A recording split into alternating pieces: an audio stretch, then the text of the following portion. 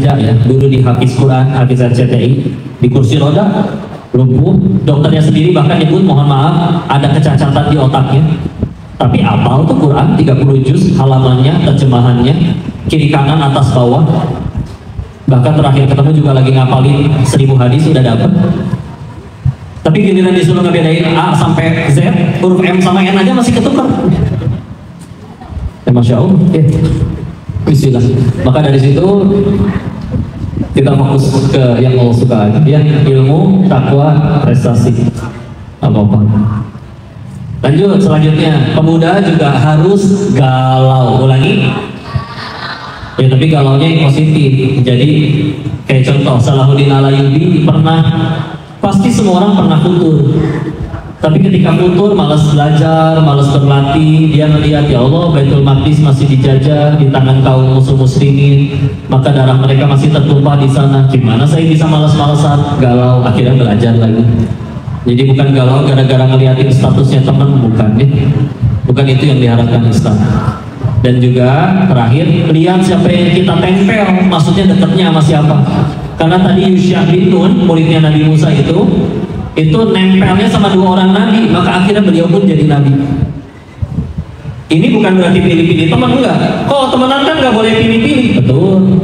Tapi kalau misalkan ngambil nasihat dan mengambil teladan harus pilih-pilih. Sebagaimana kalau ada yang pengen jadi pemain bola, belajarnya ke Cristiano Ronaldo atau ke Chef Juna. Ya. Kecuali kalau pengen jadi pembalap, ya udah ke Valentino Rossi. Pengen jadi chef, ya udah ke Chef Juna. Ya. Nah ini sama, kita mati bakal ke surga pengen, sukses pengen. Ya ada manusia paling sukses, paling mulia, paling bahagia dan ngebahagiain banyak orang. Contoh Rasul dan para pengikutnya. Tinggal kita mau ikutin cara hidupnya atau enggak. Karena kalau nggak ngikutin beliau, berarti selama ini kita berusaha bahagia pakai cara siapa? Ngarang sendiri. Pantesan galau melulu. Kemudian yang seharusnya menopang bangsa, negeri, malah galau. Jangan, bismillah. Ini orang-orang hebat insya Allah. Ya. Udah. Selain itu, cara paling gampang buat sukses juga sederhana, yaitu cari masalah. Ulangi. Cari masalah, tapi yang positif ya. Bukan pakai seks lagi nyebrang ditabrak, bukan ya. Itu nyari mati lebih tepatnya. Ya. Dari masalah yang positif, karena dengan masalah itu kita bakal naik tingkat, naik derajat. Contoh, kalian waktu SMP buat naik ke SMK kan harus diuji dulu ya. Ketika beres ujiannya dan tahu ujian itu males, ribet, harus ngapalin, harus belajar, harus begadang, harus bimbel. Tapi saya tahu nih lulus ini ujian, saya bakal naik ke SMK atau ke SMA. Habis ini juga mungkin ada yang mau kuliah, tapi harus diuji dulu. Jadi jangan alergi sama ujian, sama masalah ya. Apalagi contoh ya, presiden ketiga Indonesia siapa? Pak Habibie. Kita tahu beliau bisa bikin pesawat terbang, tapi ada cerita terkenalnya beliau dulu itu pesawat di ketinggian tertentu sayapnya retak, dan kalau seplanet bumi ilmuwannya nggak ada yang tahu cara ngeberesinnya, sampai akhirnya Allah titipin ilmunya ke beliau, ke Pak Habibie. Makanya kalau misalkan kita lihat beliau punya masalah tentang pesawat retak, masalahnya dicarikan solusi membuat orang punya prestasi membuat orang dianggap berarti suksesnya berpangkal dari masalah. Jangan alergi sama masalah ya. Contoh lain, pandemi kemarin masalah nggak? Salah. Tapi ada kawannya ayah, dia usahanya bangkrut, semua dijual-jualin, dari banyak tinggal 100 juta, besoknya lockdown lagi PSBB. Tapi pemikirannya bagus, fa'inna ma'al usri yusra, bagi kesulitan ada kemudahan. Saya tinggal sediain kemudahan bagi banyak orang butuhnya apa? Maka dia dorong 100 jutanya untuk jadi pengusaha masker pertama di kota Bogor. Maka nggak nyampe 3 bulan 100 jutanya udah jadi 800 juta. Alhamdulillah, titipan dari Allah. Atau contoh lagi yang lain, ada orang tinggalnya di gang, angkot nggak lewat, motor nggak punya, tapi tiap hari harus berangkat kerja atau sekolah. Masalah? Di tempat lain ada orang punya motor tapi nganggur. Masalah? Dipersatukanlah 2 orang bermasalah tadi dalam satu aplikasi. Micet, bukan, ojek online ya. Tahu micet kalian ya? Tantan, Tinder dan kawan-kawan. Ya, maka kalau si penemu aplikasi ojek online minimal untuk dunianya dia lebih makmur, dia wajar udah beresin masalah orang. Karena ketika ada masalah nih kita bisa pilih, pengen hancur lebur, lumat dengan mengasihani diri sendiri, masalah mampuslah saya, matilah saya, habislah saya. Ada yang malah ini peluang. Misalkan ya, kalian nanti udah jadi bos, harus buka cabang di Makassar, cabang ke 274. Kan nggak mungkin keliling 200 cabang tiap hari, harus milih kepala di situ. Pilih yang mana, yang pinter tapi licik atau yang jujur gak akan ngambil sepeser pun. Yang pinter atau yang jujur?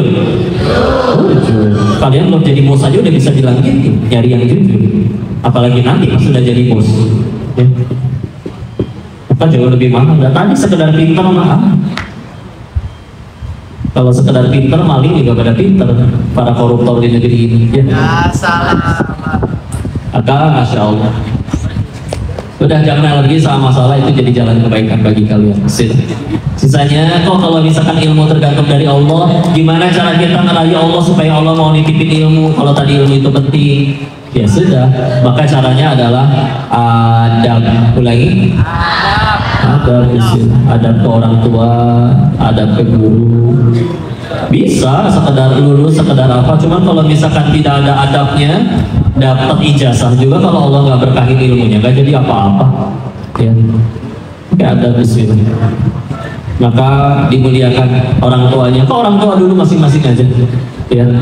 Karena orang tua ma'atulah satu dunia benci sama kalian, tapi mamah kalian berdoa sambil tahajud, ya Allah, hamba ridho dengan putra hamba ini, ya Allah, demi Allah, satu langkah kaki kalian udah di surga, ya Allah. Daripada satu dunia cinta tapi pernah nyakitin hati orang tua, keucap lagi di dalam sholat, ya Allah anak saya, ya Allah sakit saya digituin sama anak saya, demi Allah haram bagi kalian ke surga.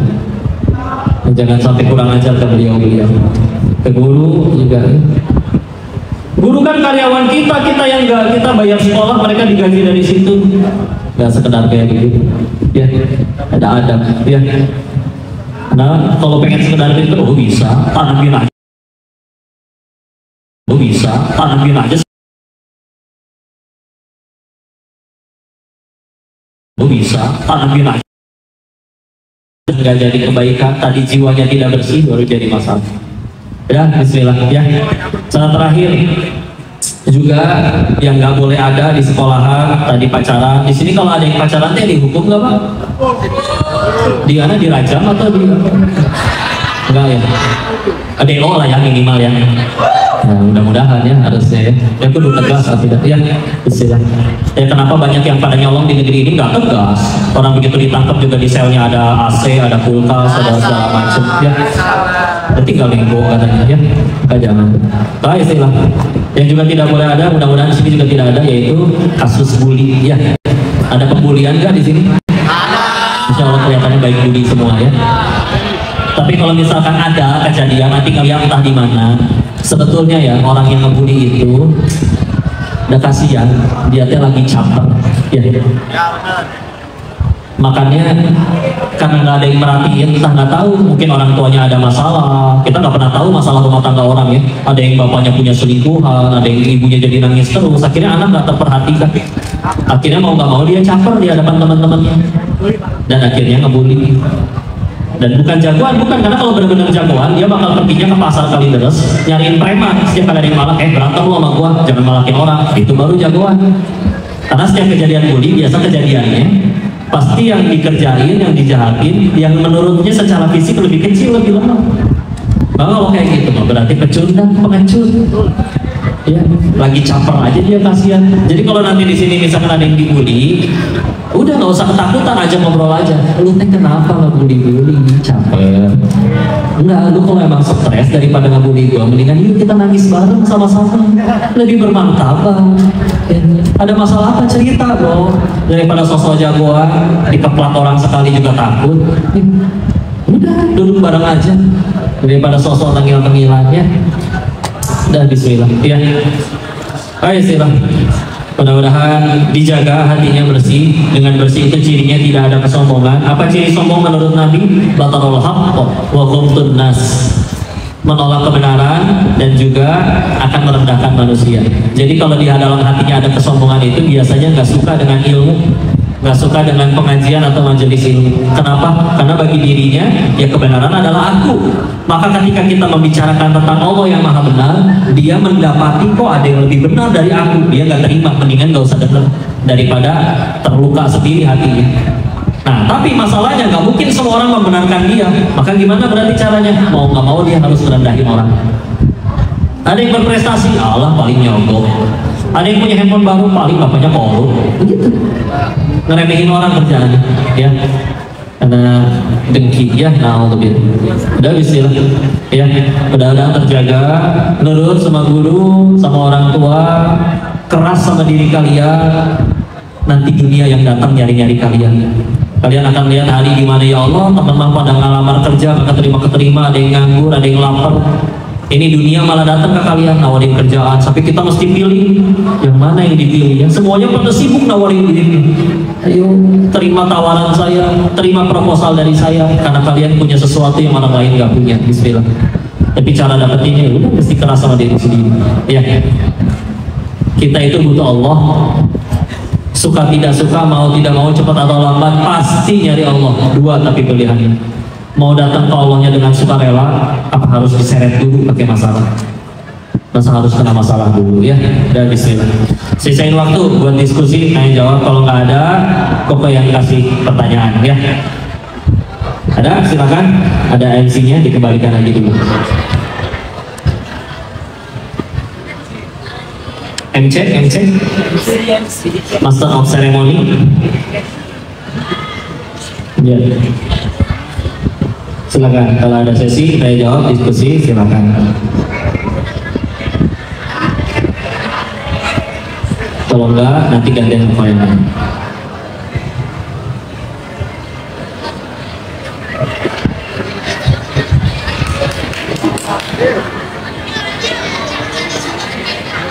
Ya,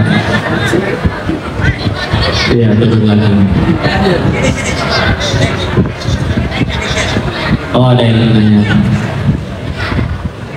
Ini siswa apa guru? Hah? Orang tua murid? Oh siswi, siswa mah kalian. Ya.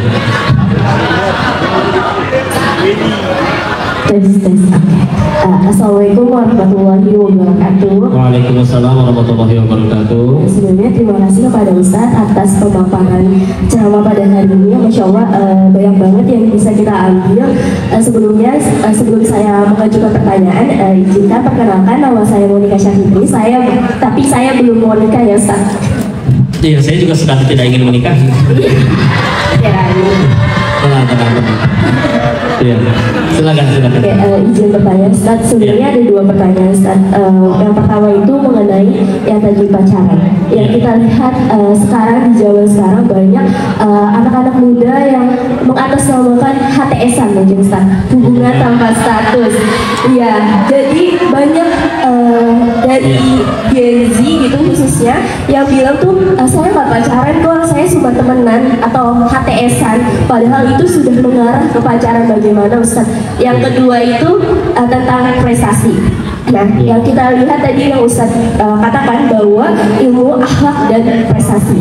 Nah, namun yang kita lihat mungkin yang saya rasakan juga gitu sebagai perempuan, ketika kita memiliki ilmu, akhlak, dan juga prestasi yang lebih dari seorang laki-laki, maka laki-laki itu menjauh dari kita. Ya. Bagaimana caranya bukan mencari yang setara, tapi bagaimana kita menyamakan yang ada gitu, Ustaz. Oke, mungkin itu aja, Ustaz. Terima kasih. Alhamdulillah. Ilmu, takwa, dan prestasi ya. Karena akhlak itu nanti adalah buah dari ketakwaan ya. Jadi yang pertama dulu. Oh ada nama hubungan teh, iya betul ya, HTS. Hubungan mungkin S-nya syaiton mungkin ya. Atau mungkin ada TTM, teman tapi makan ya, teman tapi mesra, macam-macam sebutannya. ya. Maka ya, ya sama aja ya. Itu mah cuma istilah, ya. Mau nyebutnya pacaran syar'i juga sama, itu juga istilah, ya. Ya karena memang sudah ada aturan baku di mana bagaimana interaksi kita dengan lawan jenis itu sudah ada di dalam syariat. Jadi mau apapun disebutnya, mau manggilnya langsung udah langsung abi, langsung umi, ya. Tapi ya sudah, kalau misalkan ada pelanggaran, maka nggak bisa, ya. Maka gimana biar nggak kayak gitu? Ya sudah, kita mah memang cuma bisa nasehatin memang. Kalau misalkan sekali nasihatin orang langsung pada soleh, ya sudah. Kan kita nggak pernah disuruh mengubah manusia. Perintahnya fadzakir innama anta mudzakir. Ingatkan, tugasmu hanya mengingatkan. Lasta alaihim bimusaitir, engkau tidak berkuasa di atas yang lain. Ya. Jadi apakah Nabi mendakwahi orang-orang langsung pada soleh semua? Enggak juga. Ayahnya Ali atau pamannya beliau sendiri, Abi Thalib, meninggal nggak dalam keadaan bersyahadat. Nabi Nuh mendakwahi anaknya 950 tahun, tetap kena air, Bang. Nabi Ibrahim mendakwahi ayahnya tetap bikin patung berhala. Tapi apakah pahalanya hilang ketika yang didakwahi tidak jadi soleh? Enggak. Ya sudah, jangan bisa ingetin dan jaga diri. Terus gimana nanti ketika kita udah meningkatkan ilmu, takwa prestasi nanti jadi nggak ada yang mau, jadi menjauh. Yang menjauh itu yang berarti yang tidak setara, yang kualitasnya belum sebaik si tetehnya, si kakaknya. Karena mereka akhirnya ngerasa minder, jadi akhirnya menjauh. Kalau misalkan ada yang benar-benar nanti layak, baik, ya sudah, dia berani dan nggak akan datengin teteh, datengin papanya teteh, ya. Jadi nggak apa-apa, itu cuma dijauhin. Karena dengan akhirnya kalian dibentengi dengan ilmu, takwa prestasi, yang akhirnya predator-predator yang tidak modal itu, yang ilmu nggak ada, takwa apalagi, prestasi juga lebih nggak ada, akhirnya jadi nggak berani ngedekat. Kan berarti terlindung, ya. Daripada akhirnya dikelilingi, ya ibarat punten ya, barang yang benar-benar paling dikerumunin sama banyak orang yang mana? Yang lagi diobral, yang mahal-mahal, yang berlian. Coba, apakah seramai yang obrolan yang ember 5 ribuan? Enggak, karena nggak semua orang layak memiliki ini. Jadi nggak apa-apa. Jadi Bismillah, ya. Rumusnya sederhana, jangan tunggu kaya dulu baru sedekah. Sedekah dulu, nanti Allah jadikan kaya. Jangan tunggu ada imam yang soleh dulu baru jadi soleha. Soleha dulu, nanti Allah kirimkan yang soleh. Tenang aja. Tugas kita cuman sibuk, jangan sibuk mencari, tapi sibuk menjadi. Hati si dia tidak dibulak-balikan oleh dandanan kalian, atau yang laki pinjam jaket teman, pinjam motor teman, enggak. Tidak dibulak-balikan oleh itu, tapi dibulak-balikan oleh Allah. Maka tugas kita melayakkan diri kita di hadapan si doi. Ketika udah layak di hadapan Allah, Allah punya kuasa bolak-balikin hatinya. Tenang aja, ya, jangan khawatir. Oh, tapi ternyata tidak ada yang cukup baik, ya sudah. Nanti nyampe surga juga ada jodohnya. Nggak harus menikah, nggak harus menikah untuk nyampe surga. Tapi Bismillah, ya. Kalau misalkan Allah sudah ridho, sudah menganggap kita layak, akan dikirimkan yang terbaik, ya. Tapi punten, memang ciri akhir zamannya begitu. Sekarang perbandingan cewek dan cowok 1:4. Kata Nabi, ciri akhir zaman nanti ada hari di mana kelahiran itu ada 50 kelahiran, 50-50-nya cewek, nanti laki-laki cuma 1:50. Udah malah lakinya cuma 1, gak suka sama cewek lagi. Ini masalah luar biasa, ya. Atau malah pengen jadi cewek, nah ini lebih ribet, ya. Tapi ya sudah, bismillah, alhamdulillah, nggak apa-apa, nggak harus menikah untuk nyampe surganya Allah, ya. Sibuk jaga diri aja, nggak apa-apa. Dan masih jauh ya, sekarang masih 1:4 menuju 1:50, lumayan. Beneran, kawan-kawan saya yang udah pada mulai punya keturunan, ngelahirin, ditanya gimana cewek atau pada cewek kebanyakan, ya. Ya sudah lah, emang sunatullahnya seperti itu. Oh berarti jadi cewek kita ini ya ribet, sulit? Oh enggak, dimuliakan oleh Allah. Banyak cara. Mati lagi.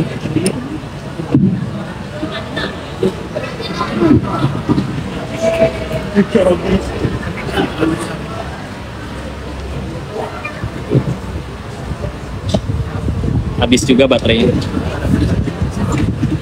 Kasih. Oh yang ini dapat notifikasi. Jadi begitulah ya, kurang lebih bismillah. Semoga dengan melayakkan diri Allah jaga dari yang tidak baik dan nanti dikirimkan yang baik. Ya Allah a'lam bishawab. Coba ada lagi? Oh itu, silakan. Ada nggak mikir? Ada mikir? Oh, bentar lagi diambil. Atau kalau nggak di WA aja, di WA. Ada yang mau tanya lagi siapa? Siapa? Oke. Dan habis ini nanti, ya, tadi perempuan sekarang nanti laki-laki ini, ya. Wah. Ya.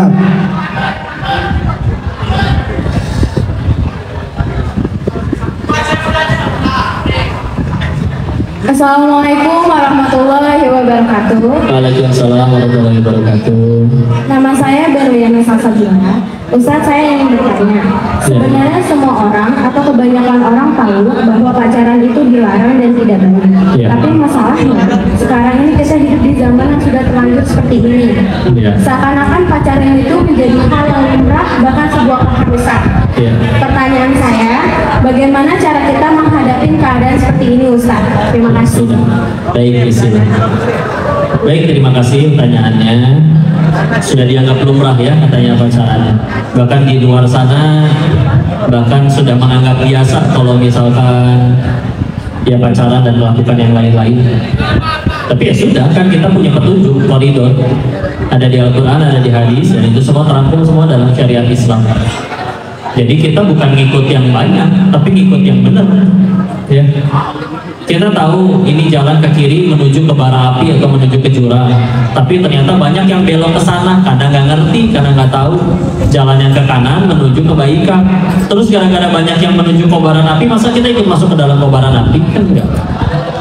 Dan jangan takut berbeda, bismillah. Ya. Bukan berarti kalau sama mesti diikuti, ya sudah, koridor, bismillah. Dulu pertama kali Nabi menyampaikan bahwa dirinya ada Rasul, juga yang pertama yang percaya cuma 4 orang, yaitu sahabatnya, istrinya, sama anak kecil 2 orang. Goyang, banyakan yang nyembah berhala, nggak usah, enggak. Karena tahu mana yang baik, mana yang benar, bismillah. Ya. Dan dibilang, sekarang banyakan yang pacaran sampai terasa seperti biasa. Enggak, kitanya aja tadi lagi di tempat yang memang tidak tepat. Ada tempat yang beneran nggak ada yang pacaran, kayak di pesantren. Walaupun ada ya oknum-oknum pesantren yang ada masalah juga ada. Tapi juga ada masih banyak tempat yang benar-benar terjaga agamanya dengan baik. Ya, kayak ini jangan sampai kayak ada cewek berkata, nggak ada laki-laki yang baik. Kamu nyari laki-lakinya di mana emang? Di klub, di tempat dugem, emang salah tempat nyarinya. Ibarat nyari ikan tapi di kolam kepiting yang nggak ketemu. Ya. Atau kalau nyarinya juga di tempat yang tepat. Tapi yang penting itu kita ikut koridor yang sudah ditentukan oleh Allah. Bahkan perintahnya di akhir zaman itu adalah gigitlah tali Islam ini dengan gigi geraham kalian. Benar-benar digigit, jangan dilepas. Ya, karena memang kalau dilepas ya kita ya udah hancur, nggak punya pegangan. Ya. Jangankan masalah besar, masalah kecil pun bikin kita galau, bikin kita hancur. Lihat orang-orang terdahulu, para nabi, pahala lebih banyak, dosa nggak ada. Tapi kok ujiannya lebih berat dari kita, tapi kok pada tetap berhasil, sukses, jadi manfaat, jadi kebaikan buat orang. Bismillah, ikut dengan pegangan, ya. Kalau misalkan kita ya udah nggak punya pegangan, ya udah gampang ikut mencela sana sini, boro-boro berprestasi, ya. Akhirnya malah lumat dimakan oleh zaman. Gak apa-apa, tapi belajar ilmunya dengan Islamnya, pakai ilmu dan iman ya. Karena dengan ilmu itu kita jadi tahu mesti ngapain, dengan iman itu kita jadi nggak pernah ngerasa rugi sama sekali, selalu untung. Dijahatin orang kok tetap untung kok, iya kan dia yang rugi, dia yang jahat, masa saya yang dihukum. Tapi kan kamu udah tolong dianya malah jahat. Ya kan aku berbuat baiknya bukan supaya dia suka, biar Allah sayang. Tapi kelakuan dia nyebelin, alhamdulillah meninggal ya nggak ditanya kelakuan orang. Tapi kan tetap aja sakit hati. Kalau dipikir, Nabi Adam diusir dari surga, dosanya 1. Kita pengen ke surga, emang dosanya 1. Mati bakal ke surga pengen, dosa banyak. Ya berarti perlu penggugur dosa buat ke surga. Alhamdulillah ada yang dia jahatin. Enak. Lalu kalau udah ngeliat semua pakai iman, gitu untung melulu, nggak ada ruginya. Tapi kalau nggak pakai iman, rugi terus. Kenapa saya cuma dapat 18 miliar, yang lain 20 M, ngambek sendiri. Padahal udah dapat gede, ya kurang aja terus. Ya terakhir ya, kayak misalkan lihat bulan purnama, ngelihat bulan purnama cantik indah, coba tolong lihat tapi ditanya, ada nggak orang yang ngelihat bulan purnama berantem, dengki? Kalian nggak boleh ya lihat bulan itu, cuman saya yang boleh lihat. Ada yang kayak begitu? Nggak ada. Kenapa? Satu dunia lihat bulan juga kebagian, nggak perlu berantem karena luas. Beda kalau kita ngerebutin sesuatu yang sempit. Contoh dunia, udah mana dapetinnya kudu bangkok, bonyong. Begitu bonyong juga belum tentu dapat, pegel. Penduduk Indonesia 270 juta, yang boleh jadi presiden berapa orang? Tuh, gimana berantemnya kalau 270 juta rebutan satu tempat? Kemarin yang rebutan cuma 3 aja berantemnya se-Indonesia. Tapi kalau 270 jutanya soleh, ngapalin Quran semua, terus pengen ke surga semua, muat nggak surga? Muat, luas soalnya, jadi nggak perlu berantem. Karena kalau tadinya kita baik-baik aja, akur, tahu-tahu berantem, sederhana, ada dunia yang di antara kita. Nah, bismillah, kejar Allah. Ya, nanti Allah. Dekat sama yang punya toko roti aja kenyang makan roti, atulah. Apalagi dekat sama yang punya dunia, ya. Ada lagi? Nah, yang laki tadi. Kedua, perwakilan untuk Ya, silakan. siswan. Ya. Sebutkan namanya, sebutkan nama. Habis ini ada satu kok. Iya, silakan. Silakan. Assalamualaikum, nama saya Ali. Iya, Ustaz Ali. Singkat saja, saya pengen aja Ustaz, Iya. solusi buat orang yang masih suka main slot gimana Ustaz? Soalnya di lingkungan saya tuh banyak yang kayak jual barang, Iya. ada juga yang pengen bunuh diri Iya. gara-gara dikejar-kejar utang. Iya. Mungkin gitu aja Ustaz. Baik, terima kasih. Gimana solusinya buat yang masih main slot? Satu kata, berhenti, weh. Jangan depo selesai. Kecuali setiap kali dia berhenti depo, si bandarnya ngirim tukang pukul buat nyekek atau ngegorong orang tua atau anak kalian, kan gak pernah kejadian. Jadi yang dilawannya diri sendiri, berhenti, weh. Ya, jangan dimulai. Kalau dibilang korban juga nggak tepat. Korban itu misalkan ada bapak-bapak lagi di motor pinggir jalan, tahu-tahu dibegal, itu korban. Kalau ini kan dia datang depo sendiri, menang nikmatin sendiri, giliran kalah aku jadi korban gitu. Terus tiba-tiba minta bansos, kan kurang ajar. Korban yang sesungguhnya berarti siapa? Ya kalau dia seorang suami, ya berarti anak dan istrinya yang jadi korban. Gimana caranya? Berhenti. Pilihannya dua soalnya, berhenti sendiri atau Allah paksa buat berhenti. Dan kalah itu pertolongan sebetulnya. Satu, jadi bisa berhenti. Dua, lumayan gugurin dosa. Ya. Dan beda, orang disebut kecanduan beda. Saya rasa tepatnya bukan kecanduan. Kecanduan itu misalkan orang berhenti konsumsi narkoba, dia sakit badannya, itu kecanduan. Ya. Nah kalau misalkan judi kan enggak. Tapi lebih tepatnya ada yang namanya kebelejau. Ya. Saya nggak tahu bahasa Indonesia nya. Dia disebutnya kebelejau ya terjemahannya. Jadi misalnya begini ya.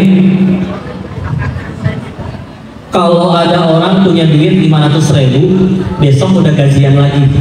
Ini 500.000 sisa gaji bulan lalu. Kata dia, kenapa tidak jadi 20 juta? Dia masukin ke slot. Maka ternyata ingat, dia ternyata misalkan menang. Nah menang itu ternyata nggak ada yang karena dianya udah jago atau prediksi, enggak. Cuman dia lagi dikasih sama badannya. Ya, nggak ada hoki, nggak ada, lagi dikasih. Tapi dulu di industri seperti itu, main kartunya disuruh nih kocok sendiri kartunya, itu aja masih bisa kita gocek, kita akalin. Apalagi ini jelas-jelas di handphone. Ya. Bahkan kalau kita pikir bandar itu adalah orang yang tulus, suci, ikhlas, pengen bagi-bagi duit kepada semua pemainnya dengan cara dikasih menang, mustahil. Karena kalau mereka juga orang punya nafsu pengen beliin anaknya ini itu, makanya mereka bikin sistem di mana dia bisa selalu menang. Dia yang jadi bandar. Terus kita ngegantungin rezeki kita di mereka yang segitu serakahan. Karena kalau mereka niatnya dari awal bagi-bagi duit, yang mereka bangun lembaga zakat infak sodako, bukan doiju, bukan judi online. Ya.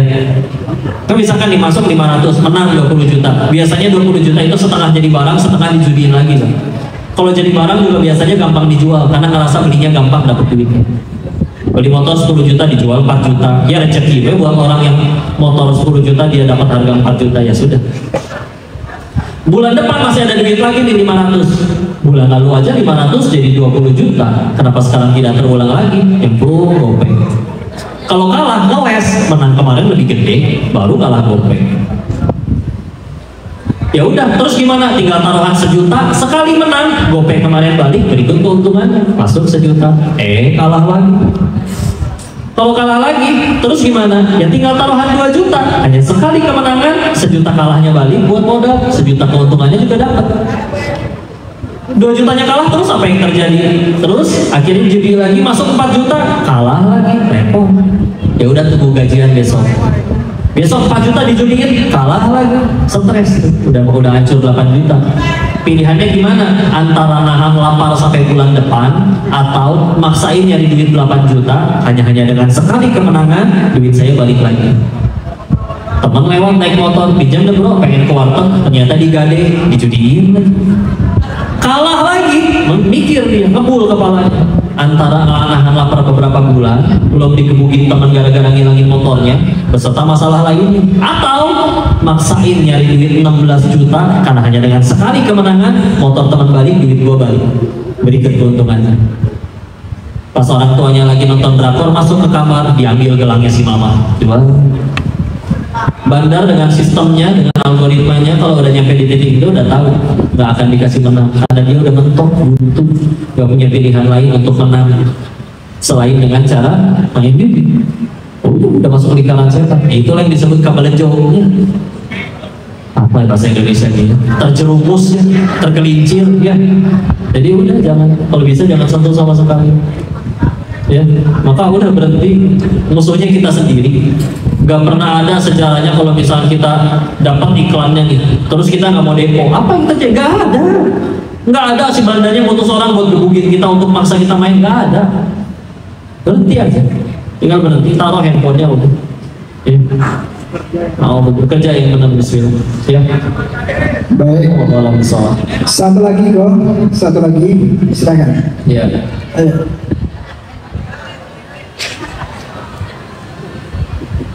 Assalamualaikum warahmatullahi wabarakatuh. Waalaikumsalam. Perkenalkan, nama saya Dimas Anggano Paldi. Izin bertanya Ustaz, Betul. di zaman yang serba bebas ini, bagaimana sih cara kami menemukan pertemanan positif yang membawa kesuksesan dunia akhirat? Ya. Baik, Terima kasih. Di zaman yang sedemikian bebas ini, gimana cara kita menemukan pertemanan yang sampai ke akhirat, istilahnya? Ada hadis dari Nabi Al-Qamaqallah Rasulullah Muhammad SAW bersabda yang maknanya, ruh itu akan dipersatukan dengan ruh yang sama. Ya, jadi contoh, orang yang benar-benar tujuannya pengen dakwah lillahi ta'ala, benar-benar pengen mendalami di Quran, akan ketemu dengan yang sama. Ada ketertarikan nanti. Ya, karena kalau tidak ada kesamaan, juga bingung tertariknya gimana. Punten, yang benar-benar sibuk dengan ketaatan ngapalin Quran, punten, nggak akan mau sekalipun tertarik dengan punten yang mohon maaf nari telanjang di tempat hiburan malam, nggak mau. Ya. Meskipun secara fisik, kalau ditanya cantik, cantik, tapi kalau ditanya mau nggak jadi istri kamu, ya dia nggak mau. Ya. Karena ruh pasti akan bertemu dengan ruh yang sama. Bismillah.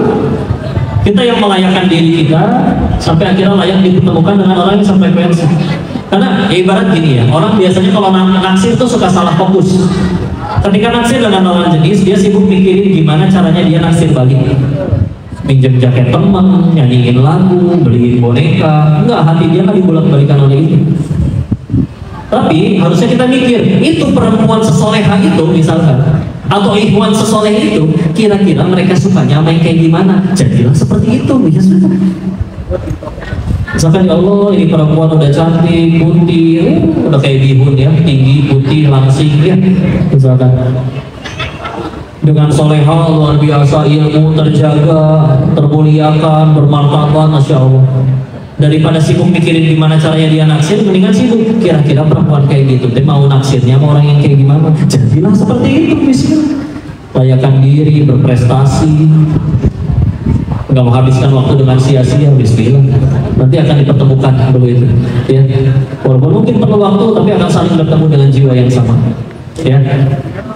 Maka sila sambil menjaga diri di hadapan Allah, nanti pasti Allah akan memainkan peranannya dengan memberikan takdir-takdir yang terbaik, ya. Silakan mudah-mudahan bisa menjawab pertanyaan. Masih satu nih. Oh ya, perwakilan dari orang tua. Ada orang tua. Ada orang tua. Baik, silakan Ibu. Mana? Terakhir. Saya Ini orang tua. Oh iya tua. Nggak apa-apa. Bu jangan takut jadi tua ya. Kenapa? Karena udah jadi, nggak bisa mundur lagi ya, tenang aja. Bu, yang muda belum tentu mencapai tua. Yang tua udah ngerasain muda, udah lebih banyak pahalanya. Silakan Bunda. Assalamualaikum warahmatullahi wabarakatuh. Waalaikumsalam warahmatullahi wabarakatuh. Bunda. Pantun dulu buat Ko Denis.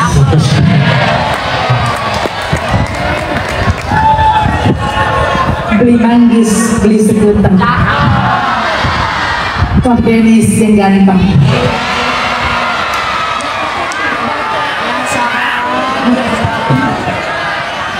Biarin meskipun kita dibilang tua, dia saya bilang ganteng tetap. Salam buat suaminya ya Bu. Maaf ya Bu ya.